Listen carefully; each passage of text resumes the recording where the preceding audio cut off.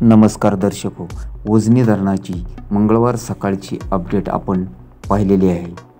तरी पण ज्यांनी पाहिले नसेल त्यांच्यासाठी दौंडची आवक ही 20,167 क्युसेक्स आहे। तर उजनी धरणामधून नदीमध्ये 10 वाजता बरोबर आज सकाळी पाणी सोडण्यात आलेले आहे।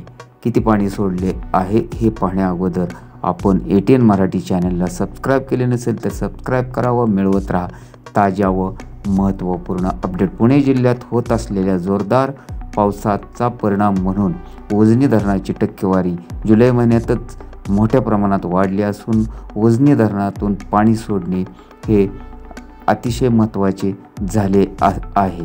त्यामुळे उजनी धरणातून पाणी सोडण्यात येत आहे। उजनी धरणातून सध्याला कॅनलमधून 1900 क्युसेक्स तर दहेगाव उपसा सिंचन तर सीनामाडा योजनेमधून 180 क्युसेक्सचा विसर्ग सध्या सुरू आहे। उजनी धरणात एकूण पाणीसाठा 110.63 TMC झाला असून उपयुक्त पाणीसाठा 46.87 TMC आहे। तर वीरकडूनही म्हणजेच निराखोऱ्यातून होत असलेल्या पावसाचा परिणाम म्हणून 6,368 क्युसेक्सचा भीमा नदीपात्रात मिसळणार आहे। तर भीमा नदी पात्रामध्ये उजनी धरणामधून सकाळी 10च्या अधिकृत उजनी धरण प्रशासनाने दिलेल्या अपडेटनुसार 10 वाजता 10,000 क्युसेक्सने विसर्ग सुरू करण्यात येत आहे।